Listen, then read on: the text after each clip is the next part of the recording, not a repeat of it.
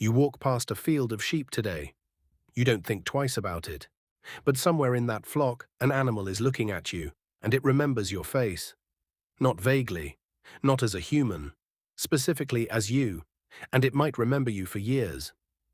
That sounds like a stretch. Sheep have a reputation for being the opposite of sharp. The word itself gets used as an insult. Someone who follows the crowd without thinking gets called a sheep.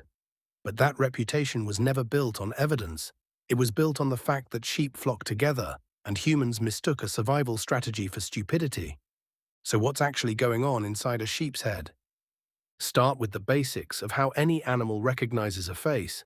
It's called facial recognition, and it means picking one individual out from a crowd of similar-looking members of the same species, using subtle differences in features like the shape of the eyes, the length of the muzzle, or the pattern of markings. Humans do this so effortlessly we don't notice we're doing it. For a long time, scientists assumed only primates, and maybe a handful of other smart species, could do it with any real skill. Then, in 2001, a neuroscientist named Keith Kendrick, working at the Babraham Institute in the UK, ran an experiment that upended that assumption. He trained sheep to associate photographs of specific faces with a food reward. Not live animals, photographs. Flat, two-dimensional images. The sheep learned to pick out individual faces from pairs of images, choosing correctly again and again. Here's the detail that made the finding remarkable. The sheep could do this with photos of other sheep, which you might expect since recognizing flockmates has an obvious survival value. But they could also do it with human faces. Kendrick's sheep learned to recognize specific people from photographs, and later research building on his work showed they could tell familiar celebrity faces apart from unfamiliar ones, responding differently to a face they'd been trained on even when it was tilted at an angle they'd never seen before. That last part matters more than it sounds. Recognizing a face from a new angle means the brain isn't just matching a flat image like a template. It's building something closer to a mental model of that face, one flexible enough to hold up even when the lighting changes, or the head turns, or years pass. And years do pass. In follow-up work, sheep that had learned to recognize a set of faces were tested again after long gaps, and the memory held. Kendrick's research suggested sheep could retain these facial memories for at least 2 years without any reinforcement in between.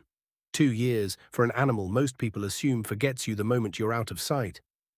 Why would evolution build this into a sheep's brain in the first place? Think about what a sheep's world actually looks like from the inside. Sheep are a highly social prey species.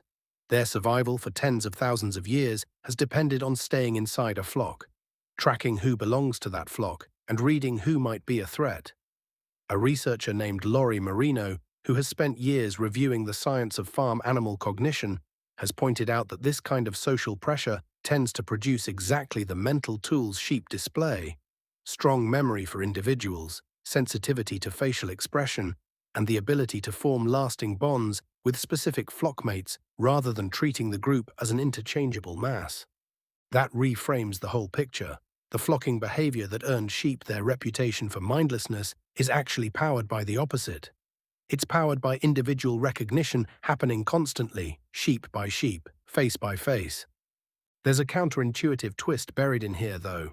If sheep are this good at recognizing individuals, why do they still behave like they can't tell one human from another, bolting the same way from anyone who walks into the paddock? The answer isn't a limit in their memory. It's a limit in what they've been given a reason to learn. Kendrick's own experiments showed that sheep needed repeated, meaningful exposure to a face, paired with something that mattered, like food, before that face became a stored individual in their memory. A stranger walking through a field once gives a sheep nothing to encode. But a handler who shows up every day, who feeds them, who moves the same way at the same time, becomes exactly the kind of face their brains are built to hold on to. This is where the research quietly reshapes how you might think about welfare on a working farm.